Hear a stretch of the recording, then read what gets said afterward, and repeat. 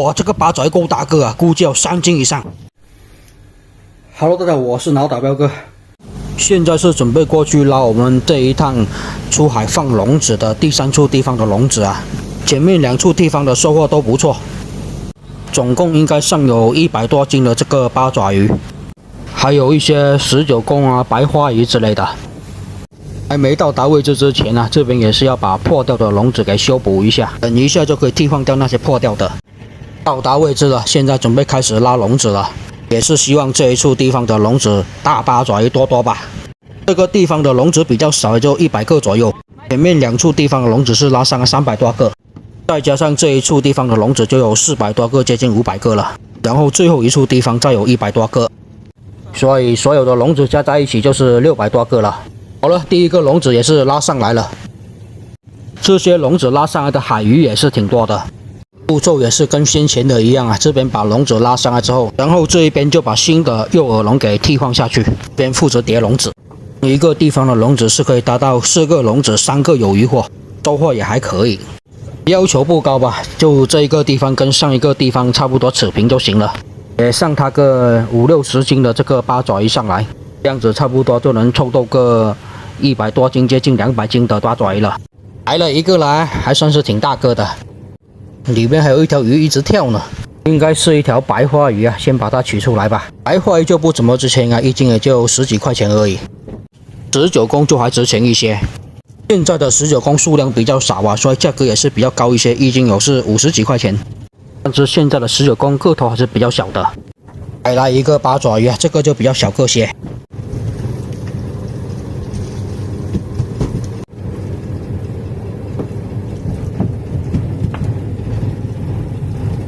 好像前面几个笼子没啥鱼货，这里倒是有一个大八爪鱼，还是挺大个的，有个1斤多了这个。这里倒是连续有八爪鱼上来啊，这个也是挺大个的。又有啊，这里面有2个呢，这2个都是大八爪啊。今天放笼子的主要目标鱼种也都是以八爪鱼为主啊。这种大八爪鱼拿来晒干就挺不错的，要不然就要爆炒啊。白爪或者其他做法的话，相对效果差一些。补上来的19公应该也有个好几斤了吧，4-5斤应该有的。而且好像也是补上来有个2-3条鳗鱼呢，有一条1斤左右的黑鲷。目前来看，总体收获应该有个5000块钱左右了吧，就看后面能不能拉多更多的这个八爪鱼上来吧。毕竟今天的目标鱼种是大八爪鱼啊，而且够大个，平均每个都是要1斤以上的。哇，这个八爪鱼够大个啊，估计有3斤以上。像这一种2斤左右的大八爪鱼其实还是挺多的，普遍比较多的也都是这些1斤多到达2斤这样的规格的。现在的八爪鱼价格也是比较便宜啊，1斤也就30块钱左右，但是要养活着的才有这个价格。还有一些小个的八爪鱼，其实跟这种大个的八爪鱼不是一个品种。那一种小个的八爪鱼有的地方叫做望潮啊，价格1斤要达到40几块钱，比这种大个的要贵一些。所以如果要吃的话，肯定是那种小个的八爪鱼比较好吃的。但是晒干的话，就是这种大个的比较合适。小个的八爪鱼拿来火锅都是味道一级棒的。这边也是连续来八爪鱼，哎，这里又有啊，又是一个大八爪。说现在海里面的大八爪鱼放浪成灾还是有道理的。连续了上这么多，真的是从来都没有遇到过的。而且是今天拉完，明天继续过来拉，依然还是有这么多。而且还有可能更多的哦，少的话就少不到哪里去啊。听他们说最近最多的一次拉了600-700斤呢，一下子就有2万多块钱的收入了，搞得我都想整一艘这样的小船过来放笼子了。放网的话至少都要3-4次才有这样的收入，而且放这种笼子工作的时间是比较短的，可能2点多出海，然后10点钟左右就可以回去了。但是在干活的过程中都是一直在工作的，也是没有什么休息的时间啊。但是关键是有钱赚，有钱赚就比什么都重要了。辛苦多一点又有什么所谓呢？是不是？大家努力多干一点活，也都是为了能多赚一点钱啊。所以辛苦之后又有钱赚，这又算的是什么呢？平常心对待就行了。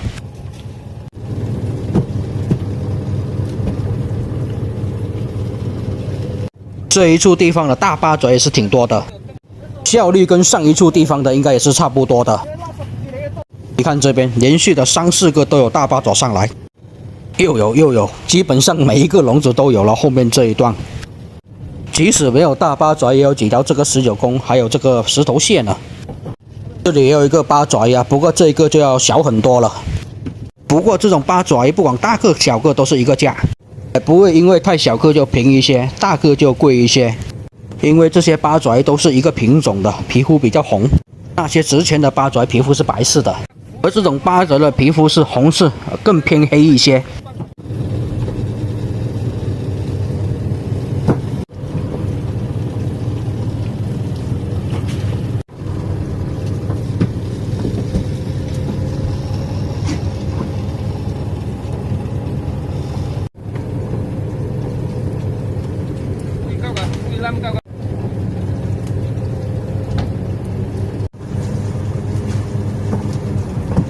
很明显，后面这一段的八爪数量要比前面那一段要多很多，大个小个的都很多，应该也是能达到4个筐3个有鱼货的吧。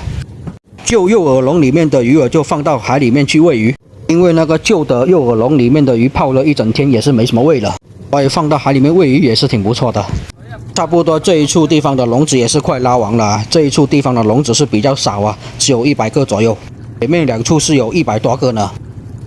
才刚收完啊，也就真的把这一处地方的笼子给拉完了，所以现在海里面就剩下最后一处地方的那些笼子了。能不能大爆发也就看最后这一处地方的笼子了。然后现在就是准备把拉上来这些笼子重新放到海里面去，要把这些笼子放完才能去拉下一处地方的笼子啊。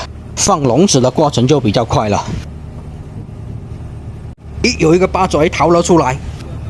好了，现在是把这一处地方的笼子都给放下去了，然后就打个浮漂就可以拉下一个地方的笼子了。